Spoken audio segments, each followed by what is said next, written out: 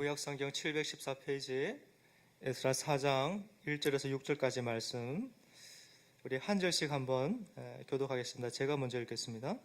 사로잡혔던 자들의 자손이 이스라엘의 하나님 여호와의 성전을 건축한다 함을 유다와 베냐민의 대적이 듣고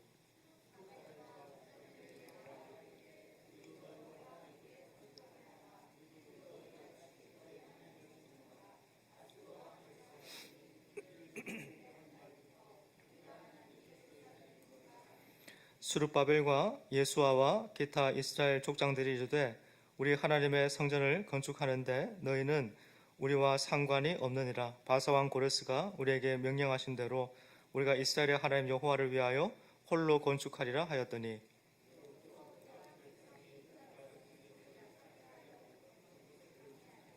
바사왕 고레스의 시대부터 바사왕 다리오가 즉위할 때까지 관리들에게 뇌물을 주어 그 계획을 막았으며 또 아하수에로가 즉위할 때에 그들이 글을 올려 유다와 예루살렘 주민을 고발하니라. 아멘.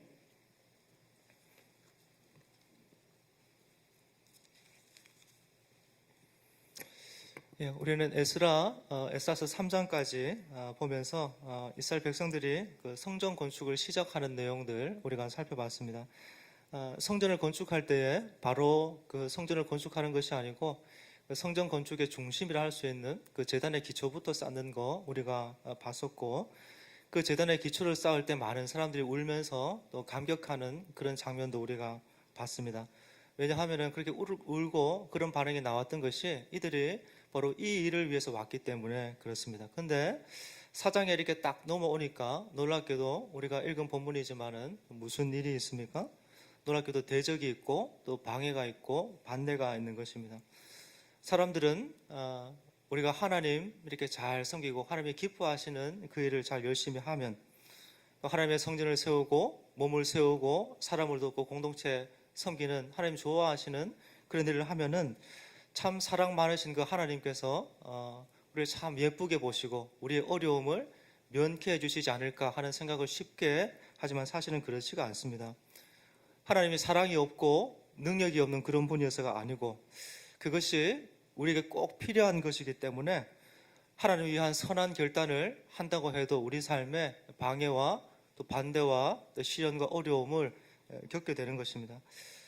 돌아보면은 에스라 시대만 이런 일이 있는 게 아니고 오늘도 그런 거죠. 그냥 저와 여러분이 교회만 왔다 갔다 이렇게 할 때에는 마귀도 별로 긴장 안 하고 그냥 그런 사람은 그냥 내버려둬요. 근데 여러분처럼 말씀 듣고 이렇게 순종하고 또 사람을 돕고 섬기고 또 주의 몸된 교회를 공동체를 섬기려고 하고 힘쓰고 애를 다 써가면서 헌신할 때에 반대와 대적과 어떤 여러 어려움들이 이렇게 일어나는 걸 보게 되는 거예요. 교회 역사가 증가하고 있습니다. 언제나 생명이 넘치는 곳에는 이렇게 싸움이 있는 거예요. 영적인 원리입니다. 그래서 고난과 어려움이 이렇게 면해지고 사라지는 것이 아니고 성전 건축하는 이들에게 방해와 반대가 이렇게 일어나는 것입니다.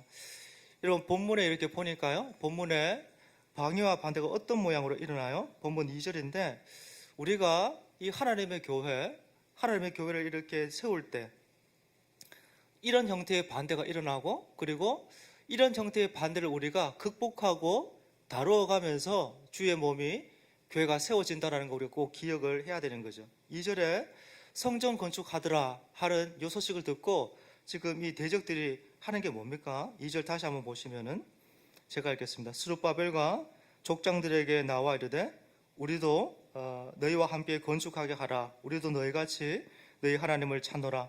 아수르왕 에살핫돈이 우리를 이리로 오게 한 날부터 우리가 하나님께 제사를 드리노라 하니.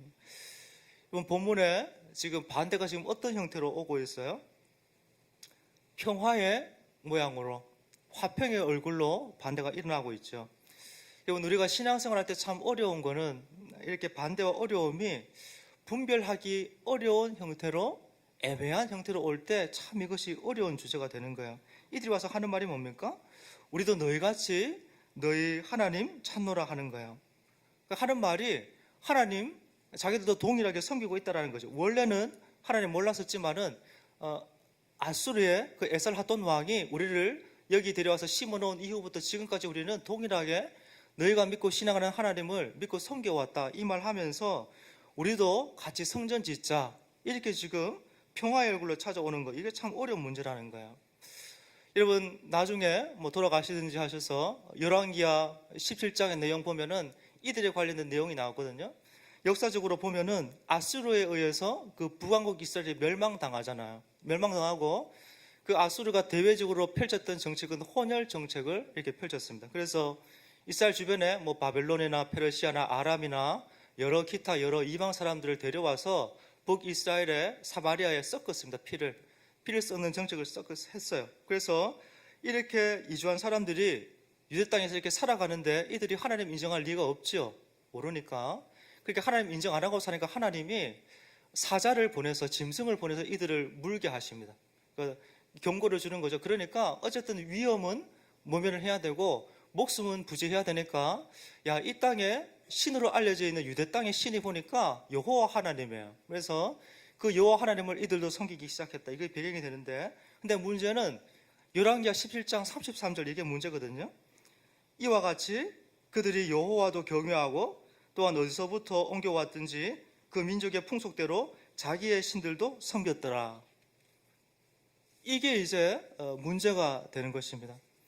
여러분 다 동의하고 아시지만은 하나님도 섬기고 자기가 믿는 신도 섬기고 그거는 불가능한 거잖아요. 기독교는 그런 종교가 아닙니다. 기독교는 한 분 하나님 믿고 섬기는 종교입니다. 그래서 하나님께 제사 드린다 하면서 다른 신에게 제사 드리는 거 그거는 있을 수도 없는 일이에요. 그러니까 이들은 진실한 신앙, 바른 신앙이 아니라는 거예요. 중심은 하나도 안 바꾸고 중심의 변화는 하나도 없고 그냥 삶의 어려움, 삶의 위험을 면키 위한 그냥 막연한 종교생활을 하는 사람들이 이런 사람들이라는 거예요. 이들은 기독교라는 타이틀을 이렇게 붙여놨지만은 사실은 기독교가 아니에요. 말씀드렸지만 이들은 혼혈 민족입니다. 유대인들하고도 결혼하고 이방 사람들하고도 이렇게 결혼해서 피가 섞였습니다. 뭐 국제결혼 뭐 좋은 건데 인구도 없는데 뭐 좋은 거 아닌가, 그런 차원이 아니고 우리가 본문을 대할 때는 영적인 차원의 문제로 봐야 되는 것이고, 이들은 하나님을 향한 진정성이 없는 사람들이에요. 족보를 생명처럼 여기는 유대인들 입장에서 봤었을 때 이들 혼혈이 와서 우리도 너희 성전 짓는 거 좋아 보이는데 같이 하나님 믿고 섬기는데 같이 하자, 이거는 이들에게 유대인들이 굉장히 어려운 주제가 되는 것입니다. 거기다가 1절에 보니까 지금 이들을 뭐라고 불렀습니까? 유다와 베냐민의 대적이 하고 이들의 속성을 대적으로 성경은 규정하고 있어요. 그래서 평화의 얼굴로 이렇게 왔지만 이들 속셈은 대적하고 반대하고 방해하고 어렵게 하는 것이 속셈이에요. 그래서 이스라엘의 지도자 스룹바벨을 중심으로 한 여러 지도자들이 머리를 맞대고 고민하면서 결과 평화의 얼굴로 이들이 왔지만은 이들을 분별하고 거절합니다. 여러분, 저와 여러분이 우리가 이 하나님의 아름다운 귀한 집을 이렇게 세워 나갈 때에 신앙생활 참 바르게 제대로 이렇게 할 때에 이런 반대와 대적이 일어나요. 평화의 얼굴로 찾아오는, 화평의 얼굴로 찾아오는 대적이 우리 삶에 있습니다. 그래서 뭘 하게 만들어요? 그 대적이 저와 여러분을 삶 속에서 타협하게 만듭니다. 여러분, 이스라엘 백성들에게 이들이 와서 우리 성전 건축 같이 하자 했을 때 이 일을 거절하는 것이 얼마나 어려울지 여러분 잠깐 한번 다시 생각해 보십시오. 바벨론 땅에서 고국 이스라엘 돌아왔을 때 여러분, 바벨론은 상대적으로 굉장히, 물론 신분은 포로 신분이지만은 참 살기 좋은 모든 재반 시설이 다 갖춰진 너무너무 좋은, 살기 좋은 땅이 바벨론이고, 이스라엘은 말 그대로 허허 벌판입니다. 아무것도 없습니다. 이런 상황에 와서 성전 이렇게 짓는 것입니다. 5만 명도 안 되는 사람들이. 손 하나가 참 아쉬운 그런 상황이고, 어떤 사람들은 야, 성전 같이 짓자 했을 때 참 격려되고 고맙고 위로되는 그런 말로 받았을지도 모르겠어요. 또 이들의 청을 들어주면 어때요? 그들하고 관계 좋아지는 거니까, 분위기 좋으니까 참 앞으로 더 잘 될, 그죠? 경제적으로나 그런 효과가 되게 많이 있을 수 있고, 또 반대로 거절하면 어때요? 관계 깨지면 참 이제 시작하는데 참 위험에 처할 수도 있고, 또 친구의 얼굴로 왔기 때문에 거절할 때 이 거절한다는 게 참 어려운 것입니다. 여러분, 그럼에도 스룹바벨과 리더들이 뭐 기도했겠지만 이들이 어떻게 하는가 하면은 그럼에도 거절합니다. 왜 그렇게 합니까? 여러분 다 이렇게 알고 잘 아시는 것처럼 이 성전 짓는 일에 두로 사람도 또 시돈 사람도 이방 사람도 와서 성전 지었거든요. 돈 주고 고용해서 나무 베고 돌 깎는 거 이방 사람 시켜서 다 같이 했어요. 그래서 하나님의 성전 짓는데 이방 사람 손도 못 댄다. 그런 논리, 그런 말 하는 거 전혀 아니에요. 여러분, 이 싸움에, 지금 오늘 본문의 싸움에 여러분 핵심이 뭐예요? 성전의 순전함, 예배의 순전함, 이 싸움을 지금 하는 거예요. 이거를 지키고 보존하는 거예요. 하나님의 임재가 있는 그 공동체 형성에 있어서 제일 중요한 핵심 주제를 지금 다루는 것입니다. 도움 되니까, 좋으니까, 유익하니까 아무나 받고 그렇게 안 하는 거예요. 분별하는 것입니다. 정말 이들이 진짜 성도인가, 진정한 성도인가 살펴보면서 구별하고 변별합니다. 설령 도움이 되는 참 교회 공동체에 유익이 되는 그런 부분이 있다 해도 진리 안에서 살펴보면서 변별하면서 이거는 안 될 때는 아니다라고 말하는 것이 우리의 부름이라는 거예요. 그리고 우리가 신앙생활 할 때 이런 순간 알게 모르게 여러분 찾아올 수 있습니다. 우리는 이 땅에 화평의 얼굴로 그리고 평화의 왕으로 오신 우리 예수님을 믿고 섬기고 따르는 사람들이에요. 우리는 어떤 사람도 다 귀히 여기고 아끼고 사랑하고 누굴 만나든지 정말 종된 섬김으로 마음 낮추어서 그들을 받아낼 그런 준비 다 하고 사람을 아끼면서 사랑하는 그런 사람들입니다. 그러나 신앙의 삶에 있어서 노라고 해야 될 때, 거절해야 되는 순간을 만날 때 거절하도록 그렇게 부름받고 있어요. 우리는 어떤 사람도 다 아끼고 포기 안 하고 또 그들을 아끼고 포기하지 않는 그 어떤 방식이 다 받기만 하는 그런 것만이 아니에요. 때로 우리는 분별하면서 여러분 거절합니다. 우리가 가진 진리와 또 타협할 수 없는 어떤 기준에 근거해서 우리가 행함으로 삶에서 세상 속에서 거절하는 거예요. 우리는 목에 칼이 들어와도 절대로 타협할 수 없는 어떤 것을 붙들고 주님 따라가는 사람들입니다. 우리 모든 것을 다 잃고 심지어 주님 따라가면서 생명까지 잃어도 포기할 수 없는 진리가 우리에게 있는 것입니다. 그렇기 때문에 우리가 모든 사람들과 다 평화를 유지하지만은 이 진리를 깨트리고 공동체를 깨트리고 예배를 무너지게 하는 그런 유와 그런 부류와 절대 타협할 수가 없고 그들을 받을 수 없어요. 그들을 거절해야 되는 것입니다. 오늘 우리 시대는 참 많이 다변화되었어요. 그래서 길도 하나고 진리도 하나밖에 없다 그러면 세상은 별로 안 좋아합니다. 굉장히 편협하게 보고 참 저 사람들은 외골수고 폭이 좁은 사람이다 이렇게 자꾸 봐요. 세상은 주변과 긴장관계 있는 거 별로 안 좋아하고 될 수 있으면 스트레스 없이 서로에게 이렇게 좋은 관계 유지하면서 사는 거 참 좋아하고 선호합니다. 이게 지금 세상 정신이기 때문에 성도들이 땅을 살면서 아닌 건 아니라 말해야 되는데 누군가에게 불편 끼치는 거 그런 말이나 행동하는 거 성도도 참 어려워하고 분위기가 이렇기 때문에 그래서 이거는 이 장소는 이때는 노라고 해야 되는데 그 노를 못하면서 살아요. 여러분 아닌 것은 아니다 하고 말하면서 살아야 되는 것입니다. 이런 선명한 신앙을 가지고 살도록 우리가 부름받고 있어요. 우리는 모든 사람한테 칭찬 못 받아요. 주님이 누가복음 6장에 분명히 말씀했어요.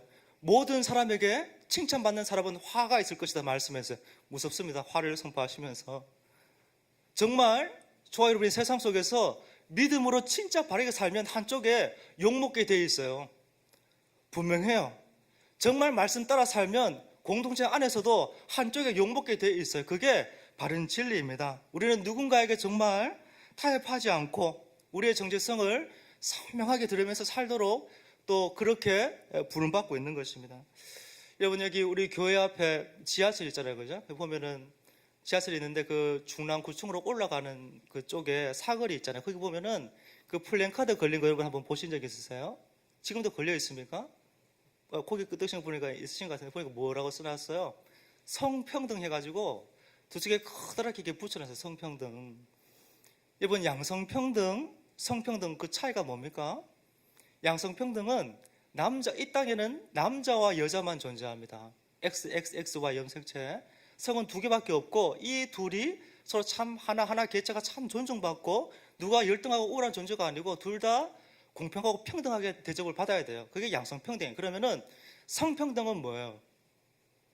성평등은 남자와 여자만 이 땅에 존재하는 것이 아니고 다른 여러 성이 수십 가지가 존재하고 그거를 하나의 인격으로 존중하면서 받아줘야 된다. 그게 성평등입니다. 이거를 그러니까 동성애 옹호론자들이 주장하는 성평등이에요. 이거를 지금 저기 걸어놨어요. 걸어놓고 그 이제 보니까 초등학교 아이들 초청해서 무료 강연도 하고 영화도 보이고 좋은 거 한다라는 거예요. 누가 전화했어요. 전화해서 실제로 전화해가지고 성평등 이거 뭐냐? 중랑구청에서 뭐 조인을 연결해서 하나 봐요. 그 담당자에게 전화해서 이게 성평등 이게 뭐냐? 양성평등이라고 해야 되는 거 아니야? 왜 홈페이지에는 양성평등 해놓고 크게 걸어놓을 때는 성평등 해놨냐? 이게 뭐냐? 지금 애들 우리 자녀들 불러놓고 동성애 가르치냐? 하니까 하는 말이 아니 뭐 선생님은 몰라도 들은 말입니다. 선생님은 뭐 이렇게 아는지 몰라도 일반 사람들은 양성평등, 성평등 그런 건 몰라요. 그리고 우리가 동성애 애들 불러서 동성애 안 가르치고 좋은 거 가르칩니다. 그게 먹을 거 주고. 원래 이들이 그렇게 해요. 대놓고 색깔 안 드러내요. 안 드러내고 인권이니 뭐 윤리니 복지니 이런 거 얘기하면서 이렇게 접근하고 그렇게 하거든요. 그래서 분명히 얘기했어요. 개념을 분명히 해라. 개념을 하나를 써도 성평등이 아니고 양성평등이다. 정확하게 해라 하고 끊었는데 여러분 그 9월 달에 그 충북의 한 초등학교에 가정통신문에 무슨 내용 왔나 하면은 제가 이렇게 봐도 알 만큼 사람 모양 이렇게 그려놓고 거기는 남자 여자 구분 없어요.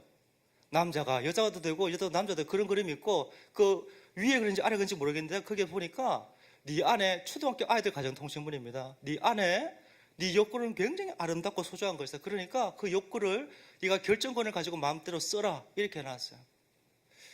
여러분 성도가 이 땅을 살아가면서 정확하게 알고 어떤 부분은 삶의 자리에서 소리내야 돼요. 물론 뭐 차별금지법은 통과 안 됐지만 아직까지 그러나 학생인권조례 안에 이게 포함돼 가지고 이거를 지금 다 퍼졌어요. 초등학교 가정통신문 안에 이걸 가르치고 있어요. 여러분 친구의 얼굴로 왔기 때문에 잘 모를 수 있지만 정말 분별하면서 깨어있지 않으면은 우리가 참 소중하고 귀한 거를 잃을 수 있어요. 우리 성도님들 직장생활 이렇게 하면서 직장에서 요구받습니다. 좀 별나게 좀 하지 마라. 별나게 하지 말고 적당히 좀 잘 맞춰서 하고 그냥 좀 따라갈 때 같이 가고 2차도 가고 술도 하고 좀 해라. 너 때문에 분위기 다 망치니까 이런 얘기 들으면은 우리 성도님들 자녀들이 어렵죠, 그죠? 여러분 그래도 우리가 땅을 살아갈 때 우리가 교회의 이미지 좋게 하려고 분위기 이렇게 다 맞추려고 그들 요구 다 들어주는 거 그거 이 시대에 우리의 부름 아니에요. 무조건 다 반대하고 사람하고 싸우라 그런 말 아니죠, 그죠? 우리는 다른 방식으로 사람들 돕고 섬길 수 있는 그런 사람들입니다. 여러분 성전이 어떻게 지어집니까? 노해야 될 때 노해야 성전이 지어지는 거예요. 이건 아닌 것은 아니라고 말해야 되는 거예요. 그게 우리의 부르심이에요. 여러분 삶을 살아가면서 문제와 상황 속에서 여러분 정말 분별하시고 또 하나님의 뜻을 정말 구하시고 하나님의 주시는 마음과 뜻을 정말 찾아가시면서 세상 속에서 정말 빛으로 또 소금으로 살아가시는 여러분 되시기를 예수님 이름으로 축복합니다. 하나 더 보죠. 반대가 두 가지인데요, 대적이. 여러분 또 하나 성전 짓기로 결정할 때 또 이렇게 오는 또 큰 두 번째 의미의 어떤 공격, 반대가 있어요. 유혹으로 처음에는 유혹으로 막 이렇게 다가오고 또 우리 정체성을 막 흔들면서 다가오지만은 두 번째 방해가 있는데 그게 4절 5절이에요. 이로부터 그 땅 백성이 유다 백성의 손을 약하게 하여 그 건축을 방해하되 바사왕 고레스의 시대부터 바사왕 다리오가 즉위할 때까지 관리들에게 뇌물을 주어 그 계획을 막았으며. 여러분 평화의 얼굴을 참 좋은 얼굴 예쁜 얼굴 하고 와가지고 이렇게 왔는데 거절당했습니다. 거절당하니까 어떻게 돼요? 거절당하니까 그제서야 이들이 본색을 드러냅니다. 정말 돕고 싶었는데 그냥 네 마음 알겠는데 그냥 우리끼리 할래 하면은 아쉽지만 그렇구나 그냥 그런가 보다 그냥 잘해봐라 하고 그냥 보통 끝나는 것인데 본심이 대적이기 때문에 거절당하니까 어때요? 더 적극적으로 반대합니다. 원래는 몰래 몸 안에 들어와서 반대하려고 했는데 아예 처음부터 애시당초 그냥 거절당하니까 이제 대놓고 반대하고 어렵게 하는 거예요. 반대하는데 두 가지로 반대합니다. 첫 번째 보니까 손을 약하게 했습니다. 그죠? 여러분 손을 약하게 해서 건축하는 성전 건축을 방해했다. 이거 어떻게 했다는 거예요? 두려움을 줬다는 거겠죠. 그죠? 협박하고 공갈을 했다는 것입니다. 야, 너 계속 그렇게 하면 말 안 듣고 계속 그거 하면은 너 어려울 텐데 너 계속 그렇게 살면 망할 텐데, 화가 있을 건데 하면서 협박하고 두려움 줬습니다. 보통 저 멀리 있는 사람, 뭐 그런 사람은 별로 우리 삶에 간섭도 안 하고 말도 안 하지만은 거의 대부분 보면은 가까이 있는 사람, 또 특별히 저 여러분 아끼는 분들이 그러는 경우가 많이 있잖아요, 그죠? 야, 누가 그렇게 사나? 좀 융통성 있게 좀 그렇게 좀 해라. 좀 살면 좀 타협도 조금 하고 적당히 좀 이렇게 하면서 살고 필요하면 거짓말도 하고 그렇게 사는 거지. 너 그렇게 살면 어떻게 하나? 우리가 그렇게 사는 건 어쩔 수 없지만은 너 때문에 우리 때문에 자녀까지 그러면 어떻게 하나 그러면은 마음 막 무너지면서 넘어가요. 근데 여러분 이렇게 공갈하고 협박해서 우리를 무너뜨리는 거 있잖아요. 손을 약하게 하는 거 이거는 사탄 마귀가 아주 옛날부터 써왔었던 아주 역사적인 정통적인 방법이잖아요. 오늘도 아침에 눈 뜨자마자 늘 하는 게 마귀가 이렇게 해코지하지 않습니까? 그죠? 그렇기 때문에 이런 거 있을 때 또 그러는구나 하면서 속지 말고 분별을 잘 해야 되는 것이죠. 또 하나 뭡니까? 두려움을 주면서 협박만 이렇게 하는 것이 아니고 어떻게 해요? 관리들한테 뇌물 줘서 이렇게 돈을 이렇게 먹여가지고 성전 건축 막았습니다. 여러분 말로 협박하고 두려움 주고 막 이렇게 하는 것 여기서 끝나는 것이 아니고 실제로 피부에 와닿도록 어떤 일이 일어납니다. 그들이 협박했던 그것이 실제로 지금 눈앞에서 막 이렇게 일어나고 어떤 불이익이 발생하고 그러면서 마음 안에 말했던 것이 실제로 막 눈에 펼쳐지니까 마음이 더 많이 무너지면서 넘어져 버리는 거예요. 그래서 여러분 크게 두 가지입니다. 첫 번째는 사탄 마귀가 타협하게 만들어요. 몇 번 우리 담임 목사님께서 뭐 설교 중에도 언급하셨지만 그 C.S. 루이스가 쓴 스크루테이프의 편지라는 책이 있습니다. 요거는 참 다 읽어야 되는 책인데 가지고 있으면서 그거는 사탄이 자기 조카 워무드에게 성도의 믿음을 잃게 하는 주요한 방법, 역사적인 전략적인 아주 전통적인 방법에 대해서 가르쳐 주거든요. 뭐냐 하면은 성도의 입을 통해서 할렐루야 방해하게 하는 거죠. 예, 못한다 나는 못 살겠다 너무 어렵다 안 한다 이거를 입으로 뱉어서 고백하게 하고 또 실제 삶의 현장에서 문제 부딪혔을 때 타협하게 만들어서 믿음을 유명무실하게 만들어 버리는 거예요. 야, 교회 다니지 말라 그랬나? 얼마든지 다니라. 찬송하고 기도 다 해라. 근데 요거는 그렇게 하면 안 된다. 네가 너 이렇게 하면은 크게 손해보고 안 되니까 이건 이렇게 하고 특별히 또 너 새끼들 생각하면은 그렇게 하면 안 된다 얘기하면은 막 고통하면서 타협해요. 여러분 그러다가 두 번째 어느 순간에 피부에 막 이렇게 와 닿아요. 관리를 실제로 막 움직여서 공사 못하게 합니다. 현장에서 실제로 이런 일이 펼쳐지잖아요. 그러면은 눈에 보이니까 막 낙담하면서 믿음을 발휘를 못해요. 여러분 오늘 본문에 참 이렇게 곤혹스러운 참 까다로운 그런 내용이 하나 있는데요. 오전에 지금 대적들이 돈을 주고 관리 이렇게 사서 건축을 방해합니다.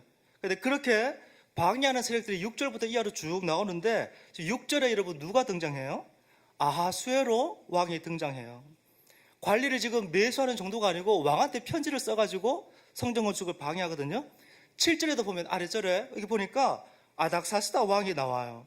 여러분 이 두 사람 지금 아하수에로 그리고 아닥사스다 이 두 사람이 등장하는 것이 왜 어려움이 되는가 하면은 지금 이들 두 왕은 성전을 다 짓고 난 이후에 훨씬 후대의 왕이에요. 성전을 지으라고 허락했던 첫 번째 왕은 우리가 1장부터 봤었던 고레스 왕이잖아요. 그죠? 그게 첫 번째고 두 번째가 캄비세스고 세 번째는 다리오입니다. 다리오 왕. 네 번째는 지금 6절에 있는 아하수에로입니다. 이거는 에스 남편입니다. 에스 남편 아하수에로고 그다음에 다섯 번째가 아닥사스다인데 이 아닥사스다 왕은 니에미아가 주군으로 섬겼던 일장의 그 사람이죠. 그래서 고레스부터 여러분 다섯 번째 왕 아닥사스다 왕까지 가려면 거의 100년 이상 시간이 걸리는 거예요. 여러분 어려움이 되는 게 뭐냐 하면은 이 첫 번째 고레스 왕이 성전 짓는 것을 허락해서 시작을 했는데 네 번째, 다섯 번째 왕 이름까지 다 기록이 되어 있는 거예요. 그래서 그렇기 때문에 사실은 세 번째 다리오 왕 때에 2년 때 다시 공사가 시작이 되고 6년 때 다 완공이 된 거거든요. 이미 공사 다 끝났어요. 끝났는데 지금 성전 공사를 반대하고 있는 그 명단의 이름에 네 번째, 다섯째 왕이 지금 뜬금없이 그 시간에 포함돼서 들어가 있는 거예요. 여러분, 왜 지금 성전 건축하는 이 일에 이들 지금 두 왕의 이름이 기록이 되어 있습니까? 결론부터 말하면은 성전을 건축하는 그 일이 얼마나 어렵고 힘들었는지 성경 저자가 힘주어서 말하고 싶은 거예요. 제가 1장에서도 말씀드렸지만은 에스라서 느헤미야서에서 성전 건축하다 할 때 그 성전 건축은 눈에 보이는 건축물만을 말하는 것이 아니고 이스라엘 공동체의 어떤 영적인 회복, 그리고 공동체 정신까지 다 회복하는 것을 말하는 거예요. 그러니까 완전한 의미에서의 성전 건축, 이거를 지금 말하고 싶어서 세 번째 왕 때에 이미 성전 건축 구조물 이거 다 완공되었지만은 네 번째 왕, 다섯 번째 왕 기간 지났는데도 편입시켜서 데려와서 이들 이름 기록하고 있는 그 일에 이게 뭐냐 하면은 그 100년의 시간 동안 다섯 번째 왕까지 많은 대적과 고난과 박해와 반대와 장애물과 어려움이 그 100년의 시간 동안 없었던 적이 단 한 번도 없었고, 그 많은 어려움을 극복하고 다루어가면서 성전을 마침내 완성했다, 저자가 말하고 싶은 거예요. 그래서 이들 이름 이렇게 끄집어 넣어놨어요. 여러분, 8절부터 24절까지 마지막 절까지 대적들이 지금 어떻게 이들 지금 어렵게 하고 했는지 내용들이 쭉 길게 기술되어 있는데요, 특징은 전체 보면은 없는 이야기 막 만들어냅니다. 없는 이야기 만들어내고 또 과장하고 비방하고. 이스라엘은 믿을 수 없는 족속이라는 거예요. 왕이시여 역사를 보라는 거예요. 저것들은 그냥 조금만 틈만 나면은 기회 얻어서 늘 제국을 반역해 왔다는 거예요. 하나님이란 그 신 때문에 우리 말을 안 듣는다는 거예요. 그러니까 애초부터 싹을 잘라야 된다 하면서 성전건축 못하게 해야 된다 하면서 그걸 틀어 막았어요. 그게 역사예요. 여러분, 우리가 이 땅을 살면서 또 우리가 저와 여러분이 정체성이 이렇게 성도의 신분을 이렇게 막 드러낼 때 세상은 야, 네가 그렇구나, 네가 성도구나 하면서 가만히 안 있습니다. 더 적극적으로 반대하고 방해하고 불이익과 어려움을 가져다 줘요. 또 실제로 사람을 일으켜서 관리 써서 또 아니면은 공적인 제도 이용해서 뭐 불이익과 방해가 정말 실제로 주어지게 만듭니다. 그러면은 정말 마음이 흔들리고 어렵고 무너져요, 대체로. 그리고 실제로 이스라엘 공동체가 성전 건축이 중단되었습니다. 24절 보면은 이에 예루살렘에서 하나님의 성전 공사가 바사왕 다리오 제2년까지 중단되니라. 그래서 약 한 17년의 시간 동안 이 성전 공사가 여러분 중단이 됩니다. 두려움과 또 핍박 때문에, 또 피부에 정말 와닿는 실제적인 어려움 때문에 백성들이 성전 건축하다가 용기를 잃고 낙심해서 주저앉았습니다. 여러분, 오늘 본문 4장은 전체가 내용이 보니까 정말 이런 많은 반대, 시련 계속 나오고 있고 그 공격이 굉장히 다차원적으로 이렇게 기록이 되어 있어요. 그러나 오늘 본문 4장은 그렇지만은 성경 전체는 하나님의 약속으로 가득 차 있습니다. 여러분, 말만이 아니고 실제로 우리 삶에 정말 불이익이 닥치고 어려움이 닥쳐오고 고난과 시련 만나게 될 때 저와 여러분 믿고 있는 하나님은 절대로 우리를 외면하는 분이 아니에요. 우리 자녀들 끝까지 붙들어 주시고 책임져 주시고 인도해 주시는 너무 좋은 하늘 아버지이십니다. 여러분, 믿음의 길은, 특별히 정말 하나님의 교회를 세워가는 그 일은 시련과 어려움과 반대가 없이 되지 않습니다. 수많은 믿음의 사람들이 그 많은 고난을, 어려움을 다루어가면서 극복해가면서 주님을 따랐고 교회와 공동체를 일구어 왔던 거예요. 그러므로 지금은 여러분 우리 차례입니다. 우리 어르신들 중에는 나는 은퇴했는데 그거는 뭐 교회 제도 안에서 은퇴고, 은퇴 없습니다. 여러분, 은퇴 없고 지금은 우리 차례입니다. 여러분, 성실하게 감당해야 됩니다. 어려움이 있고 시련이 있고 반대가 있어도 이 귀한 몸된 교회, 우리 살아가는 자녀들에게 건강한 공동체로 잘 물려지는 것은 우리의 책임이에요. 해야 됩니다. 그래서 우리가 특세 와서 기도할 때 이런 거 생각하면 기도할 제목이 얼마나 많아요. 우리 자녀들, 뭐 학교, 교육 얼마나 많습니까? 교회 안에. 그래서 정말 이렇게 비핵한 세대 바라보면서 저와 여러분들이 정말 깨어서 마지막까지 진짜 해야 될 싸움하는 승리하시는 저 여러분 되시기를 예수님 이름으로 축복합니다. 찬송 하나 하죠. 찬송가 210장 찬송합니다.